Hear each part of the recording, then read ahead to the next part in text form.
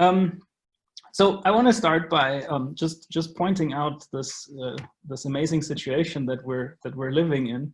The lifespan, that the life expectancy that we have and that we all enjoy is really quite a remarkable feat. The thing that we don't think too much about, that how long we will actually live in comparison to our predecessors. It's a remarkable achievement how big our lifespan is.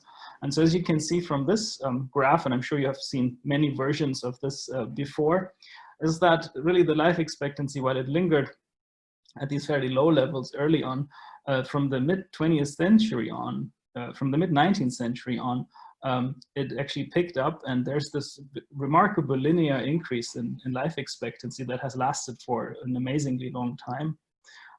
And that is really at the rate of about 3 months per year. So just being born a year later gave people an increase in life expectancy that was quite significant. And the important thing besides that I really want to point out is that this is not really thanks to modification of the aging process at all. In my mind, what I understand and what this shows is that this increase in life expectancy that we're seeing is really a consequence of improved public health. So we're essentially removing lethality causes systematically through political, social, and scientific achievements. And you can see that this is, of course, started at an earlier time for Europe and the Americas, whereas Africa and Asia were lagging behind almost 100 years until this uptick began. It's clear that these are environmental changes that enabled this increase in life expectancy. Now, with this being said, so we're not really modulating the aging process, but we're just removing obstacles. I think that's what the reason is here behind this. Of course, what happens, and you're also familiar certainly with this, is that, of course, with changing demography, we have changes in the type of killer diseases, and we have a massive prevalence of these non-communicable diseases, including cardiovascular health or cardiovascular disease, dementia, and also cancer, which are really increasing in their likelihood of occurrence as really in an exponential way with age. So the type of diseases, of course, is changing. The type of diseases that kills people is changing with these massively increased life expectancy. And so apparently, it's obvious that the obstacles that are being removed that limit survival, they're becoming harder to be removed. And I think this is really the underlying fundamental driver of all our research in geroscience, is to really understand the underlying mechanisms that promote these diseases as a root cause. These diseases don't have much to do and don't have much in common in their biology, but age is the biggest risk factor for all of them. So if we can understand something fundamental about aging, we might actually be able to address those diseases, and not one by one, but actually as a group with this age-related burden. Okay, so there are different approaches in geroscience. Now, some people rightfully so use a top-down approach, which I mean is one can study biology and genetics of extremely long-lived people or organisms. This is Jan Calmet, the lady who has reached the highest documented age of 122. And there are wonderful studies that actually look at groups of supercentenarians, people who reached the age of 110 or higher, and to ask, are there any things that predispose these people? And it seems that they're actually genetically predisposed for higher life expectancy. Of course, other comparative biology approaches then use, for example, clams or these beautiful naked mole rats to actually understand how these have actually evolved their extremely high life expectancy and what the biological underpinnings are. And this helps to understand aging as a process, and also to understand biological mechanisms that might actually delay the rate of aging. And we can learn a lot from those. And alternatively, And this is what we subscribe to, is this bottom-up approach that uses model organisms. So work in yeast, in worms, in flies, in fish, and also in mice has been remarkable in terms of how it's informative to give us insights, really causal insights into the aging process. And this is also what I do in my lab, and we work with C. elegans. This is the worm, a video that I took a while ago. These worms are microscopic, they're about 1 millimeter in size. They live on agar plates, and they actually feed on a lawn of E. coli bacteria, so they're remarkably easy to keep.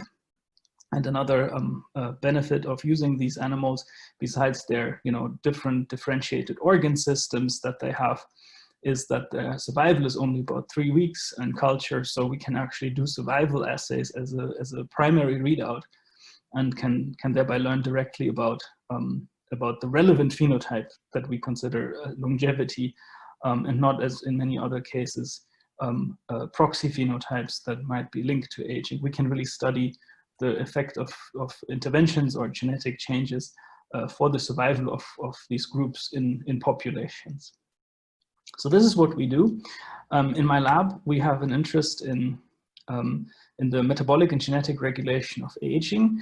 And I really think about it in this three-pronged approach that is very interconnected. So we have an interest in stress signaling pathways to understand how these stress signaling pathways affect protein homeostasis, and then how protein homeostasis and the stress signaling pathways together actually affect the aging process. This is roughly the framework in the lab, and we use this we use C. elegans to investigate these questions, and also cultured cells. And our approach of choice is really chemical mutagenesis. So we try to do genetic screens that ask simple questions, and we do forward genetic approaches to give us the relevant answers, and hopefully give us new projects that are interesting. And we really subscribe to chemical mutagenesis, which has remarkable power because it's completely random. So a chemical, small chemical, for example, EMS in the worm changes the genetic code in a random fashion, pretty much random fashion.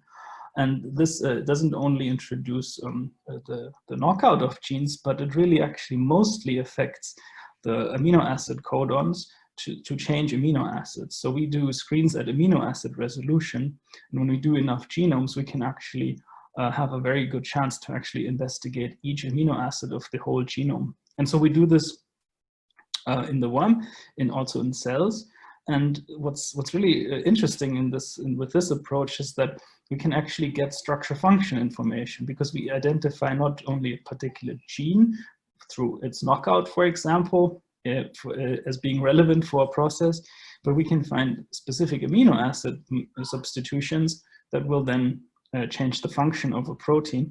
And so we can reveal how certain point mutations then change structure and function in different types of enzymes that are linked to longevity. So we can go directly from these point mutations to function. And this also enables us to actually investigate essential genes, because in a knockout screen or a knockdown screen with RNAi, for example, essential genes are outside the scope, because they just, when knocked down, the animals just can't survive. But since we can do these amino acid level screens, we can actually identify relevant amino acids in essential genes that might give us certain phenotypes, and we have seen that in the past. All right, so that's basically our framework and our approach.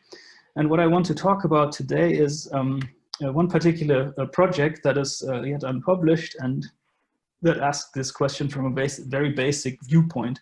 And we started this when I started my lab about 5 years ago. We wanted to know, what is the genetic landscape of aging?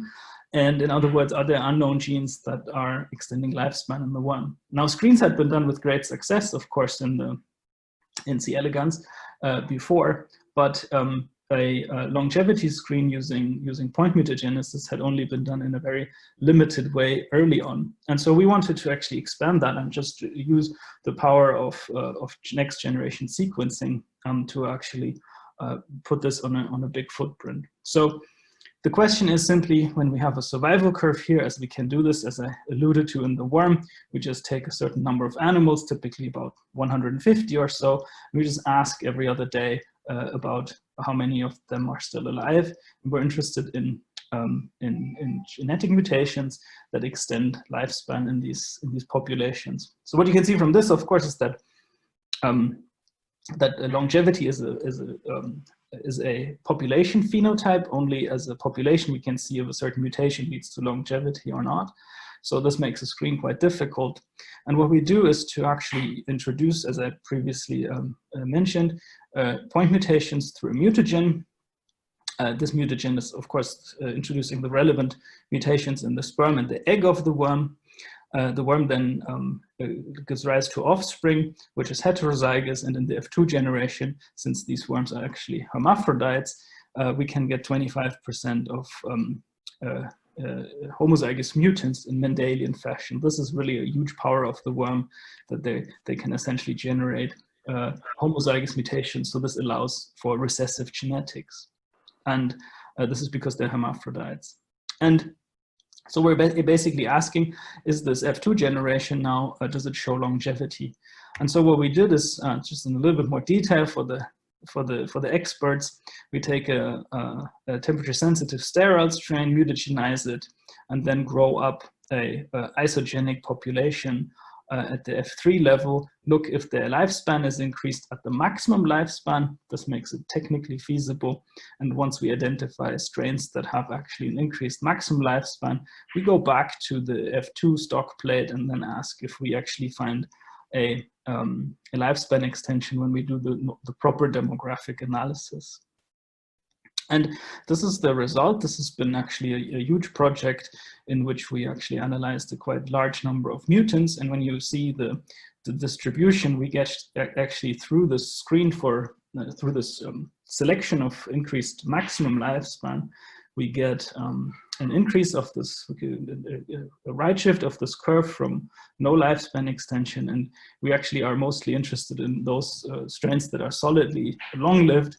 And we found 127 long-lived new mutants from the screen, and longevity is here defined as a lifespan increase of over 18%. And we have some real rock stars that are all the way out here, which were quite fantastic to find.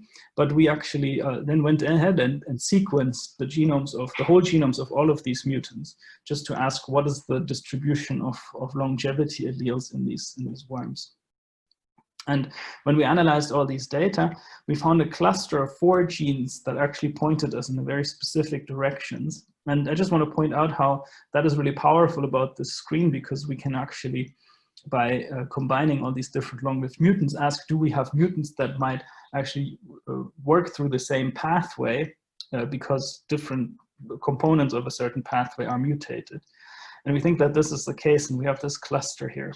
And these genes are actually all involved in the regulation of mRNA translation. So it's about initiation of mRNA translation. And so this is a cartoon that I will come back to a number of times during my talk, and I just want to take you through it now. This is about the regulation of cap-dependent mRNA translation. So the bulk of all protein synthesis is regulated in this way. And the key player is eIF2, which is a trimer, alpha, beta, and gamma, which is activated by a guanine-nucleotide exchange factor that's called eIF2B. Then this GTP-activated eIF2 receives the initiator methionine tRNA, which then together forms the so-called ternary complex, and the ternary complex is then required for the scanning of the 5' end of mRNAs to initiate mRNA translation, and of course ribosome assembly on the mRNA. So this pathway here is really the limiting step in bulk protein synthesis. And therefore, it's a great place for regulation. And there are 2 kinases in the worm. There are actually 4 in higher organisms, but 2 in the worm. They're called GCN2 and PEC1 in the worm. And those actually phosphorylate eIF2 alpha at one particular conserved serine. And this phosphorylation then leads to an interaction of eIF2 with its own activator, eIF2B, which is then inhibitory. So eIF2 becomes, when phosphorylated, the inhibitor of its own activator, which is a very efficient way of actually shutting down protein synthesis on the one hand, but on the other hand, while this ternary complex, through this process and this formation, this phosphorylation here, the ternary complex becomes limiting. This leads to the translation of certain stress response genes in a very ingenious way that actually then leads to the adaptation to stress. And how this exactly works, I want to explain in the next slide, because it's quite relevant for our findings. What happens here, and this is a cartoon basically showing a similar thing in yeast, when the media conditions are plentiful, the ternary complex is also abundant and actually leads to ribosome translation. And in the case of this GCN4 locus, which is one of these stress response genes, GCN4 is the yeast homologue of ATF4 in higher organisms. And then when the ternary complex is plentiful, there will occur translation from these so-called inhibitory upstream open reading frames, which then will lead to actually the dissociation of the ribosome from this mRNA without actually any productive translation of GCN4. However, when the ternary complex becomes limiting, mostly this was actually analyzed through amino acid depletion, then there occurs leaky scanning. And this leaky scanning at these inhibitory upstream open reading frames then permits some effective translation of the GCN4 locus and the production of GCN4, which is a transcription factor. And so GCN4 stands for general control, non-derepressible, and this has to do with yeast screens that were done to look at the ability of cells to respond to amino acid starvation. So when conditions are bad, ATF4 or GCN4 is actually turned on. And there's a whole group of GCN mutants which actually fall into this pathway. GCN2 is one of them. This is the upstream kinase of eIF2 alpha. And all of these were identified through this behavior. And so basically this GCN minus phenotype is a lack of the ability to respond to stress appropriately. And this brings me back to the original slide, because this whole pathway here, especially here on the right side, is also termed the integrated stress response. And integrated stress response is the name because it essentially integrates different types of stress. So it integrates, for example, amino acid availability through GCN2, just as I just mentioned in yeast, but it also integrates stress from the ER through PERK. And this is kind of amazing because it's 2 kinases that are sensitive to 2 different stressors, and they integrate at eIF2 alpha with the same output then. And this is the reason why this is called the integrated stress response. And essentially GCN minus yeast cells, this GCN minus phenotype, is an inability to activate the integrated stress response and to properly adapt to stress, such as, for example, amino acid stress in the case of the yeast. Okay, now I went through this in such detail to explain it because this is actually really relevant, because this is exactly the process that is actually modulated in the mutations that we found from our longevity screen. And here are the relevant mutations. So we found a gene that's called PPP1 in the worm, and this is the gamma subunit of eIF2B. This is the subunit where the action happens with eIF2B.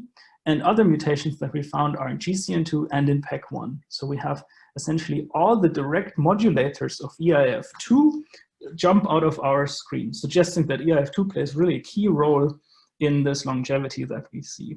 And also what's relevant here is that apparently these players, of course, have different functional roles, right? In one, eIF2B promotes translation, whereas the kinases actually promote an attenuation of protein synthesis. So we were really sort of scratching our heads to understand what's going on. So I want to take you through some data now. This is what these actually particular mutants look like. We have the GCN2 mutants and the PEC1 mutants. They're moderately long-lived, but our PPP1 mutants, these are the mutants of the EIF2B gamma subunit. Those are much more solidly long-lived. And we actually have 2 alleles of the PPP1 strain. So I can always show you 2 different strains, 2 different mutations in the same gene that actually always shows the same type of phenotype. Also, a benefit of using this mutagenesis approach, we can get multiple mutations in the same gene and therefore have much more solid data from this. So we further analyzed PPP1 and actually found when we wanted to replicate the longevity with RNAi, we were surprised to see that it's quite the opposite to what we expected. So this is again a lifespan. Wild type is here in black. And as you can see, the PPP1 mutants here in solid blue and green, they're long-lived as expected. But our PPP1 RNAi per se actually did nothing to wild type lifespan. So this suggests that PPP1 knockdown doesn't actually extend lifespan. PPP1 loss of function didn't extend lifespan. Instead, actually the PPP1 knockdown actually shortened the longevity of the long-lived PPP1 worms, which really suggests that these mutations that we found are a gain of function that can be suppressed by the respective knockdown. And we confirmed this when we looked at heterozygous animals. So we crossed them in such a way that they carry only 1 allele of PPP1, and that 1 allele is already sufficient to give us lifespan extension, suggesting that the PPP1 alleles are actually a gain of function. And back to the model, this suggested to us now that we have mutations that tune the balance of EIF2. So we can show, and I don't have the data here, that the GCN2 and the PERK mutations are actually loss of function or a reduction of function. They're not complete loss, but while the EIF2B is a gain of function. So together they have a similar net effect in actually tuning the integrated stress response in a way that the integrated stress response is less likely to happen. Those are inhibitors of the integrated stress response, either by pushing the pathway in this direction through activation of EIF2B or through suppressing the kinases that actually induce the integrated stress response. So we wanted to look at this in more biochemical detail, and really we're interested in the status of EIF2 because apparently this is really the key player. We didn't find any EIF2 mutations, interestingly, only mutations in those direct regulators of EIF2. So what's the status of EIF2? We can look at that by probing the phosphorylation status of EIF2, and we can show that when we have the PPP1 mutations compared to wild types, there's really no change in the baseline phosphorylation.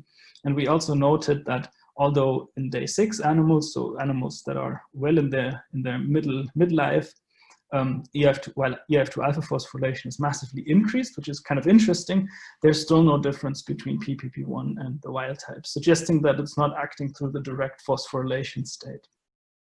So this was not the case, but as I said, and I just want to jump back to this really quick, we can actually look at the level of the integrated stress response by looking at ATF4. The ATF4 homolog in the worm is called ATF5. Doesn't make a lot of sense, but ATF5 is the ATF4 in the worm, and it's regulated by UORF. So we can actually take the worm UORF of ATF5 and have a genetic readout and a reporter for the integrated stress response. So when we have stress, ATF5 GFP is actually activated, and we're using this system here. This is now the ATF5 promoter driving a GFP in the worm, and we can show that when we actually add stress in the form of DTT, this is ER stress, in the wild type EIF2 alpha phosphorylation is of course up, and the ATF5 is massively induced. And this is suppressed in the PPP1s.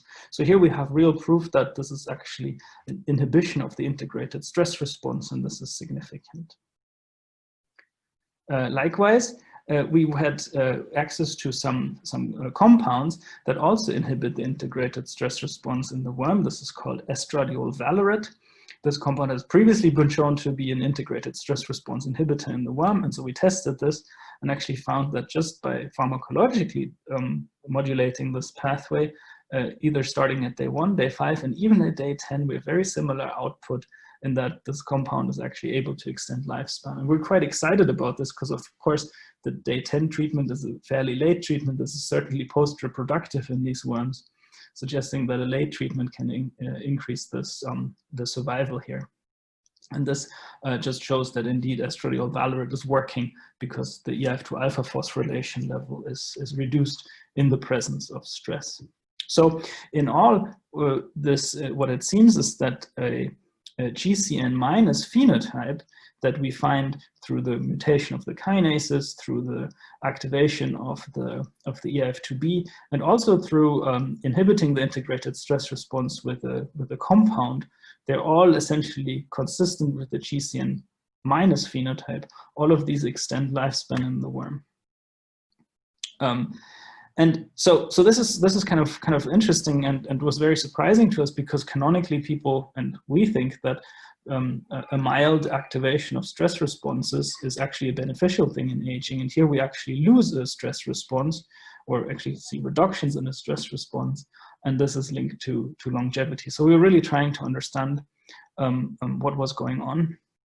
And to formally test this, we decided to generate the mutant that would really give us a definitive answer, and that is a mutation of EIF2 alpha at the phosphorylation site. So we generated a phosphodead EIF2 alpha mutant in the worm, and in this phosphodead mutant, essentially the whole integrated stress response signaling, so any of these kinases, will be ineffective. So this is really the way to actually completely suppress the integrated stress response.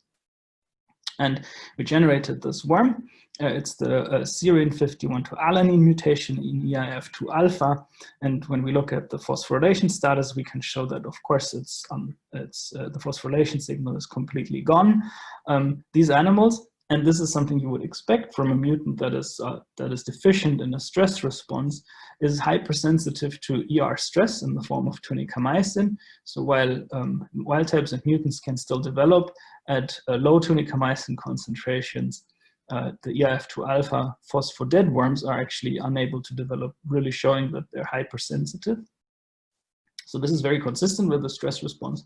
However, when we look at the longevity of these, when we look at an aging assay, we can see that the EIF2 alpha phosphodead mutants, so these are also GCN minus mutants essentially, they're also long-lived, just like our PPP1 mutants, really suggesting that they phenocopy one another, and that and we can show that they have the exact same life expectancy, the same degree of lifespan extension.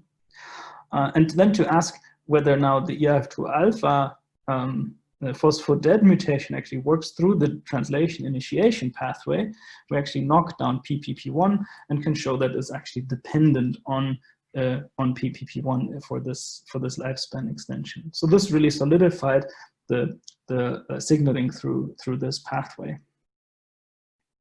All right, we needed to really understand what's going on then, in other words, at the level of translation.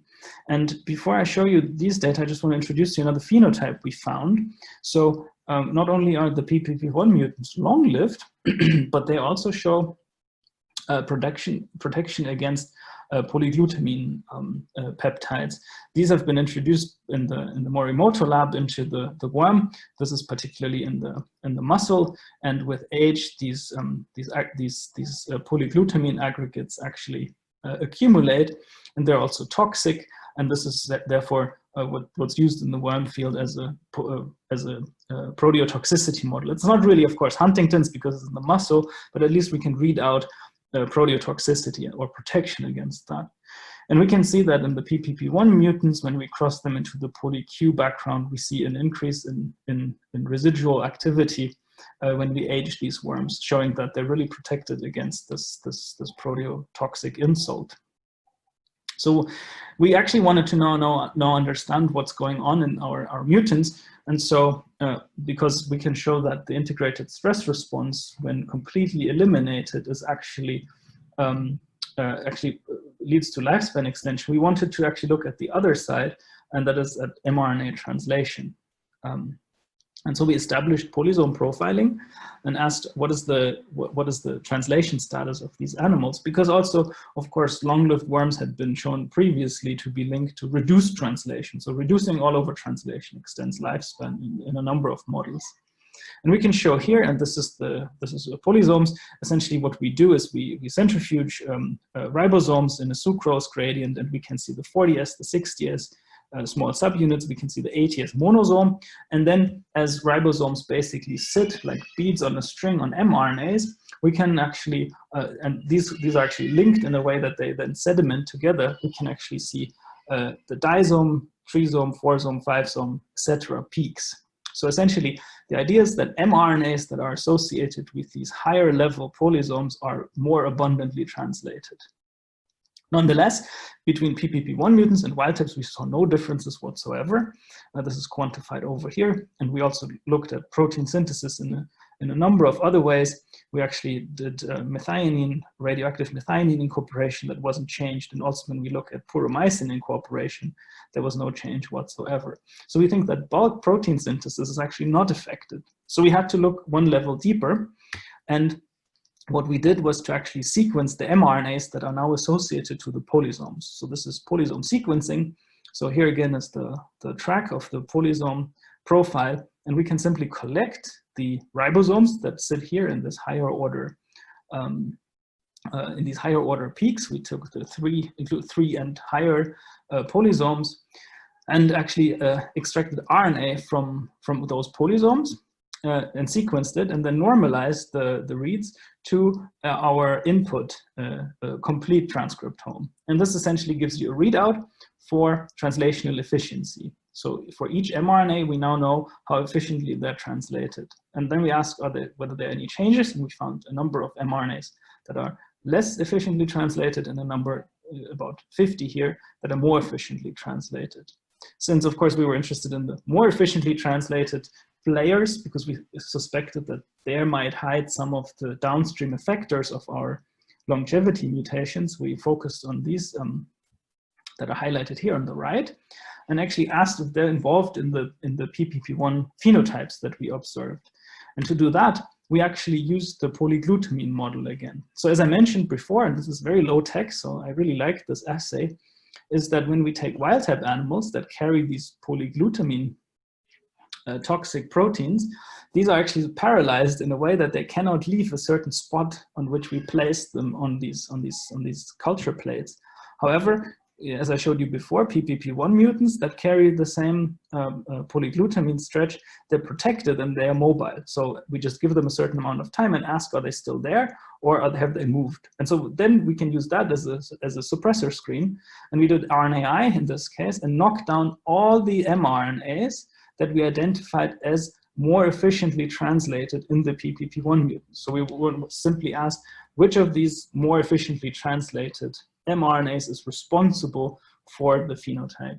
And so this is the percent motility that comes from this assay. When we take wild types, they're basically non-moving. When we take PPP1 mutants, they move pretty well. And then we ask which RNAis actually suppress this back. And so we have we selected a number of strong suppressors that we fortunately found, and then actually moved through a number of analyses, including testing this phenotype in our other PPP1 mutant, and then really focused on one particular kinase, which was really the only really validated hit, which is M04F3.3, which is a gene that we then termed kin35 because it has a high similarity with known kinases. It's essentially a big kinase domain, and has previously not really been investigated in any detail in the worm. But we can show that kin35 is particularly important for the PPP1 phenotype, and so we were interested, of course, whether it's also relevant for the lifespan extension. So we did a kin35 knockdown experiment, in which again our blue and green solid lines are the PPP1 mutants on a control RNAi. The wild type kin35 treated cells, treated worms actually show no difference to the wild type, but kin35 knockdown actually fully suppresses the lifespan extension that we see in our PPP1 mutants back to the wild type. And I just wanted to point out again what I essentially just said. This is, again, a qPCR experiment of kin35. And this is not because kin35 is in any way more expressed at the transcriptional level. So the mRNA abundance of kin35 is completely unchanged in our mutants. It's just that it's more effectively associated to polysomes, and therefore, as you can see here, when we actually qPCR the polysome-associated mRNAs. And it's really only this selective translation of kin35 that leads to increased production of the protein, presumably, and therefore the lifespan effect.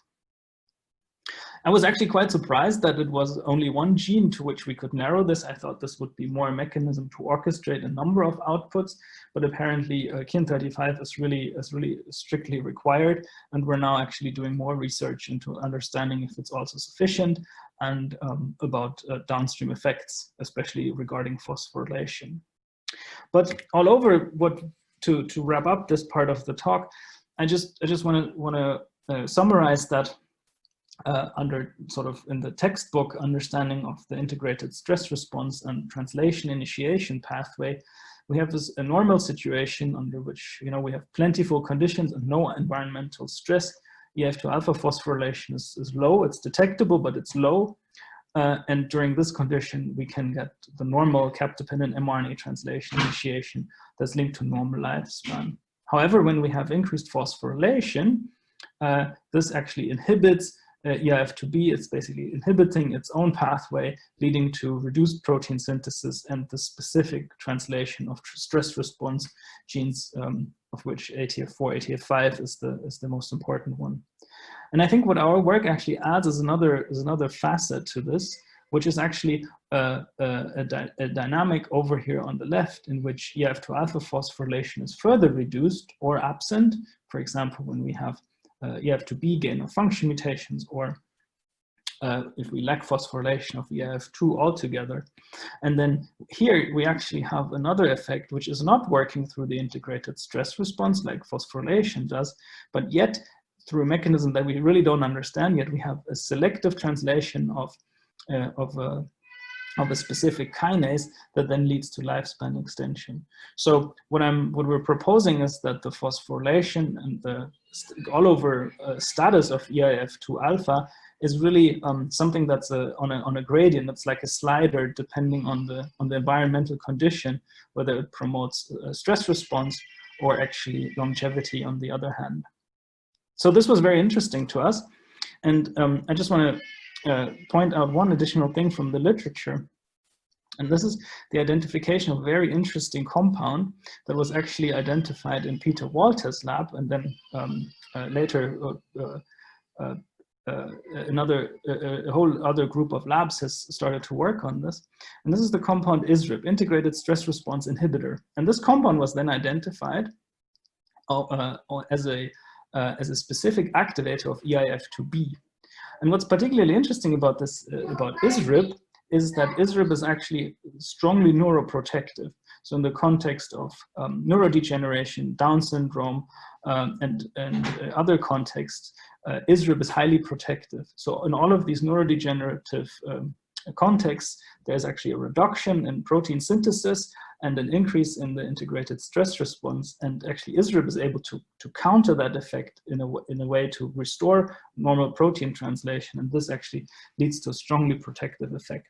What's kind of cool is that also ISRIB actually enhances memory, and memory depends on local protein translation in neurons, and by actually giving ISRIB to mice, that actually improves their memory. And what we think is that our EIF2B point mutations actually mimic and phenocopy the effect of ISRIB.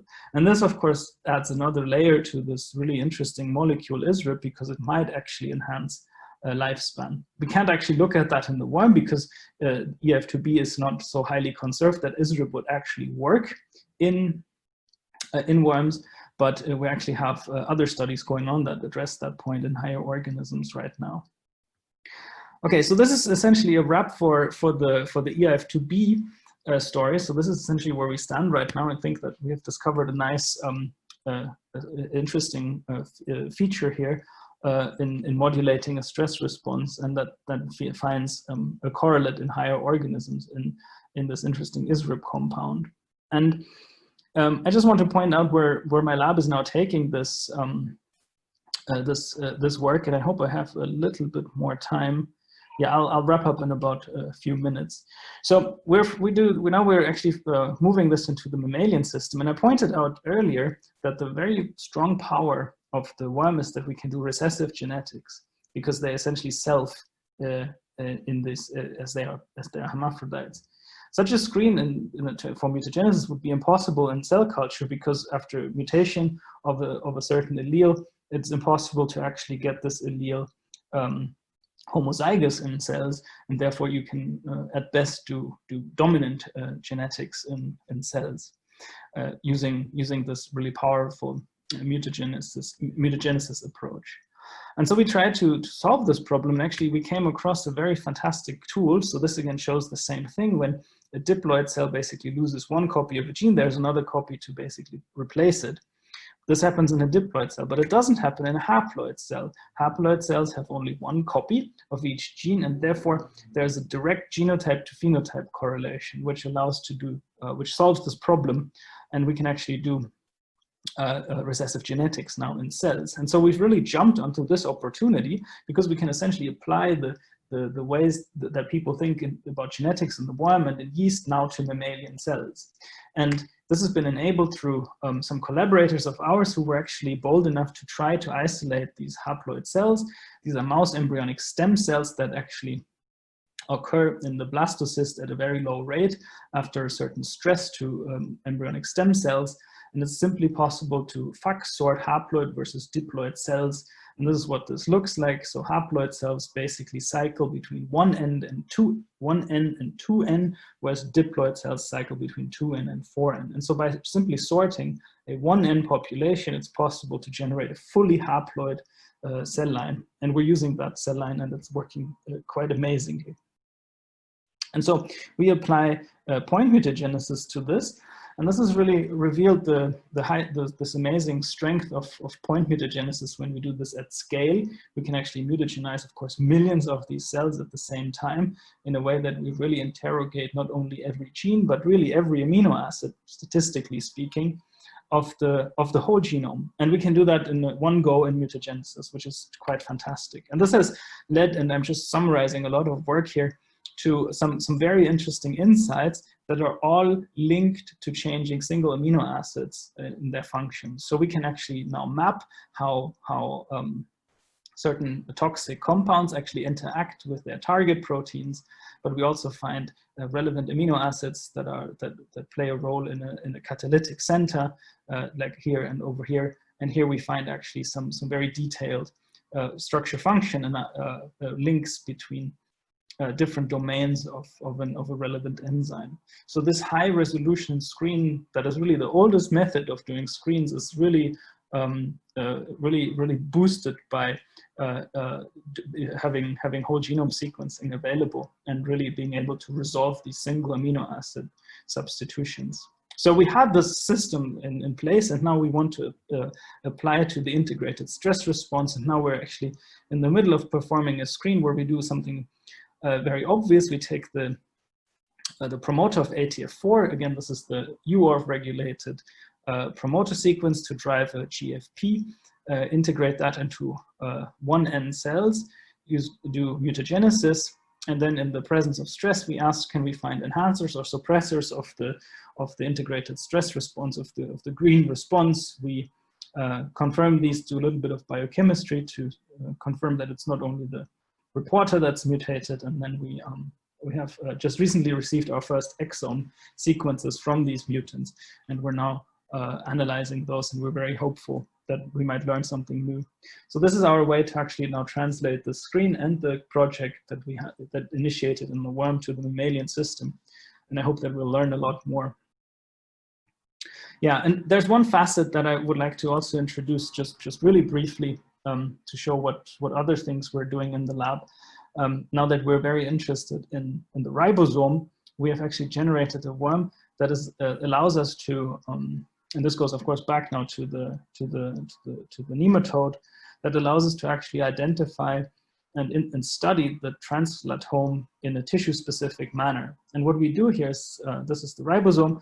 We actually express one ribosome, a subunit, this is RPL22, with a flag tag. And we can express this flag tag RPL22 in a tissue-specific manner, which is then, and we show this, integrated into the ribosome. And we can then simply immunoprecipitate the ribosomes that are tagged from the whole worm lysate. So we can basically then specifically pull down from one tissue the ribosomes and then sequence the associated RNA. And when we did this for a neuronal ribotag worm, we actually were surprised by just comparing Go terms. We can see the massive enrichment in neuronal Go terms, and the strains really separate very well between different tags. So this work has been a really productive collaboration with William Mayer's lab in Harvard. We've sort of conceived of this idea together, and now we've developed this strain together, and we will both use it for different projects, and of course in our lab for the integrated stress response. And so I'm really very excited that we can also contribute to the field with new tools.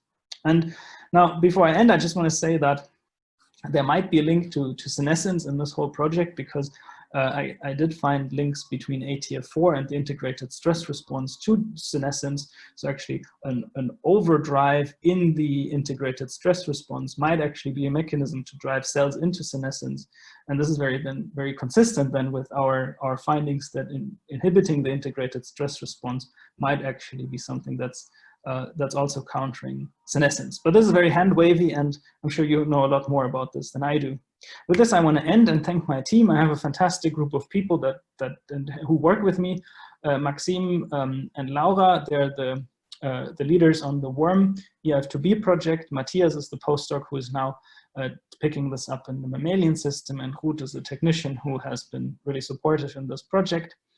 This is my funding. Shout out to my age group, which is a fantastic peer mentoring group that I'm part of.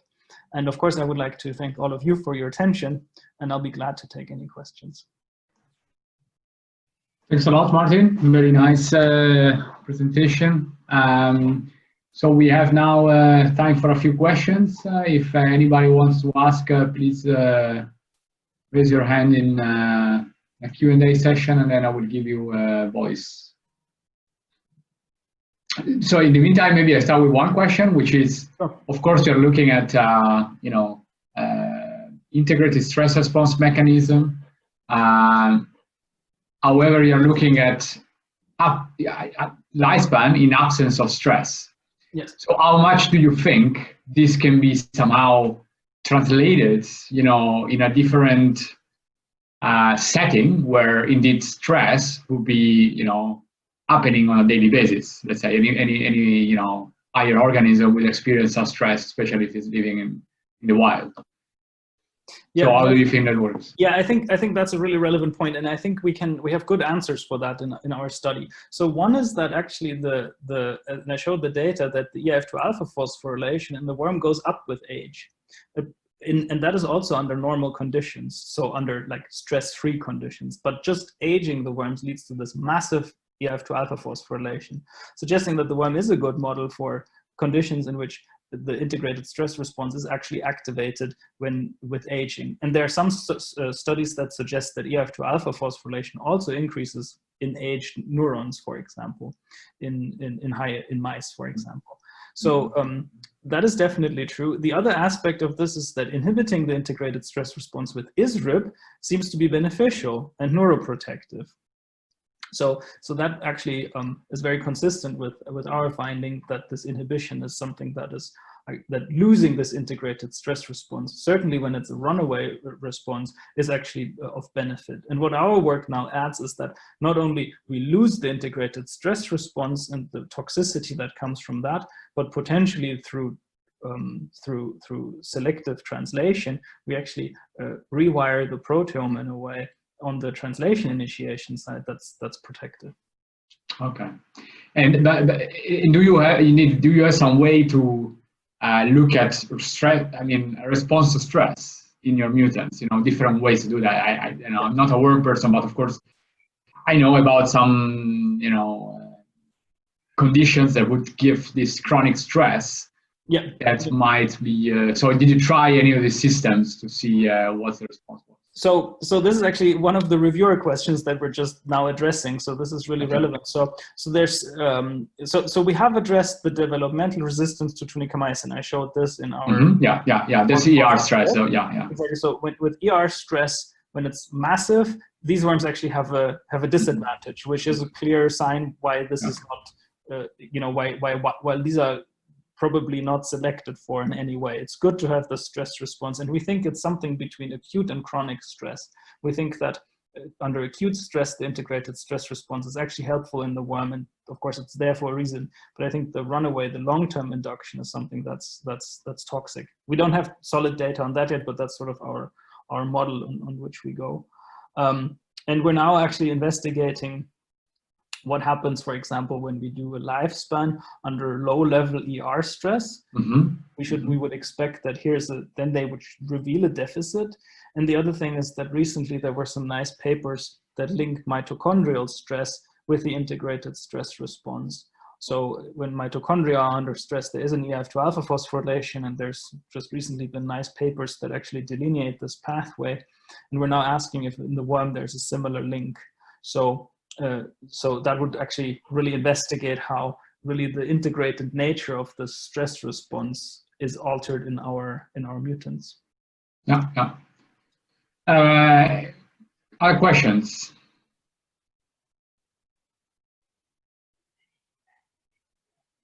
Any questions from students?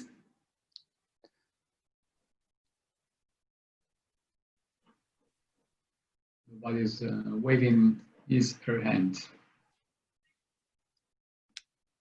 So in the meantime, please book your question. But in the meantime, I ask you also another thing, which was related to the beginning. So the initial screening you have made.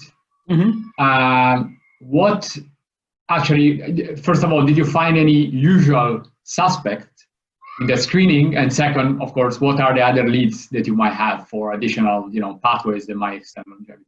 Yeah, so we actually found a lot of the expected candidates. That was really important for us as a sanity check, essentially. So we found actually some alleles of DAF2, which is the worm insulin receptor and sort of the poster child gene for lifespan extension.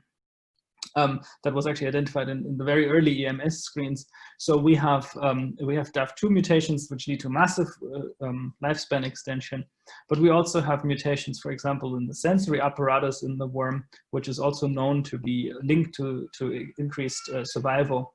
So we have actually a number of mutations that show that we do find the suspected candidates, which was very important for us. We've actually tried to open up other projects out of this whole collection, but honestly, the data are difficult to analyze because, of course, all of these mutants come along with passenger mutations that are sometimes difficult to separate causal mutations. And we have a few other leads, but we first decided to actually focus on this one. And I can tell you that that finding this cluster of 4 mutations around one sort of regulatory node, that is so far unique, which is the reason why we really focused on that. Definitely. Yes. Pretty cool. But I'm of course trying to use this, or planning to use this resource for future projects, for sure. Yeah, definitely. So we have a question from Jerry. Hi, Jerry, can you hear me? Yes. Great. Martin, very nice talk and a very powerful system to do genetics in a really exciting way. So my question is about this protein, KIN35. Do you have any idea of the targets of this protein and the functions of this protein? The short answer is no. We have actually, we're doing a lot of work on that, but we actually don't have the targets yet. When we look at the all-over transcriptome of these worms, we find big changes just by looking at Go terms. What sort of swims to the top, we see lots of changes in terms of phosphorylation and kinases and things like that, which sort of at least makes some sense with an overexpressed kinase. But we're doing phosphoproteomics right now. We're actually building the tools in the worm to actually overexpress or mutate Kin35 to get at that. But the direct phosphorylation target is something that I want to find, but we don't have it yet. Thank you. So we have a question from Ellie.